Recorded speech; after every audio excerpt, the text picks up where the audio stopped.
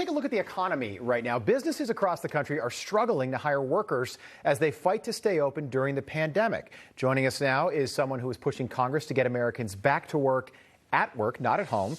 Indiana Congresswoman Jackie Walorski is here. Congresswoman, good morning. Good morning, Rob. It's great to see you. Yeah, it's nice to see you as well. Over the past year, millions have been unemployed because of the coronavirus. But despite Vice President Kamala Harris saying that she's confident the American Jobs Plan is going to create a lot of jobs for people that are home, there's almost 10 million people that are still out of work. Take a listen to what she had to say yesterday. As nearly 10 million Americans remain unemployed, more than 250,000 right here in North Carolina, the American Jobs Plan will create millions of jobs. It will be the largest jobs investment our country has made since World War II. All right, so Congresswoman, if you look at the stock market right now, or maybe even the unemployment rate, which has been going down and down, you might think that we're getting closer to what life was like before the pandemic. But when it comes to the economy and people working, that's just not the case, is it? You know, Rob, it really isn't. And, you know, I sit on the Ways and Means Committee, and I go back to my district every weekend in Indiana. And what I hear in Indiana is totally different than what I hear out here in the Beltway. There is a great divide between what people are talking about out here and what's actually happening in the real world, resonating with the people I represent, which are double-income households.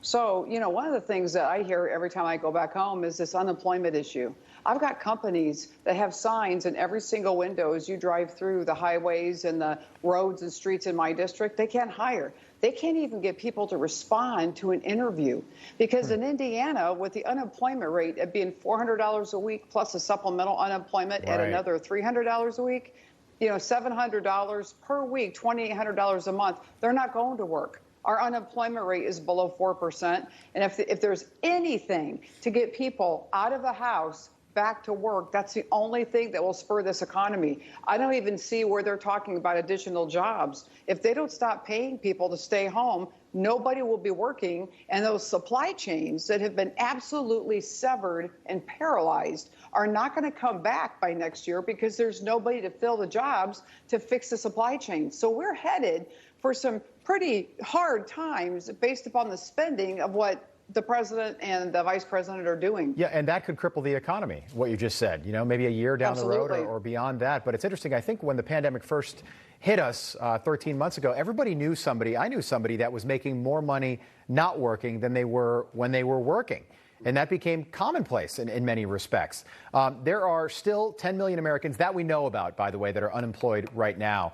And these are not just restaurant workers and people that work in the tourism industry. Is there a labor shortage crisis right now in America?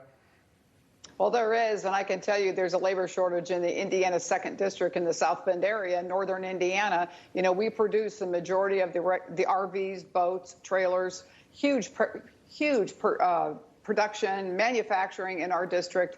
And, you know, they're looking at literally not being able to have anybody else come in the door. There is nobody left. And so if we don't stop what we're doing and just allow America to come back, open our states up, you know, get coronavirus in the back mirror here so that we can move forward in our country, bring our economy back. And then for those that are pursuing their share of the American dream, it's there. And they can do that. They can't do this with the president, vice president, and these liberal left policies on their back. It can't recover with them. They have to change their policies. You know, one of the things that I proposed on the Ways and Means Committee was pay people to go back to work instead of paying them to stay home. Right. Give them a back to work bonus so they can actually take that money, infuse it in their family, and go back to a productive job and get back on their feet so that we can all recover and move forward. Congresswoman, just about 30 seconds left, but the report that you're citing here, so it says that restaurants, hotels, travel, those industries can't find people to fill the jobs. Is it strictly because they're making more money sitting on the couch at home?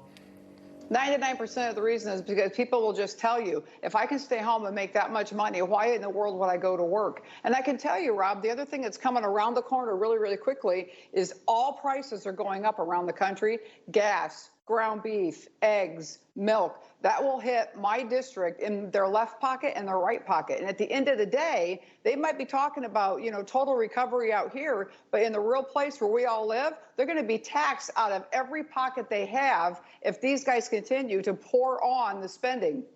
Congresswoman, thank you so much for coming on with us. Thanks, Rob. I really Appreciate enjoyed it. the conversation. Yeah, thank you. We've got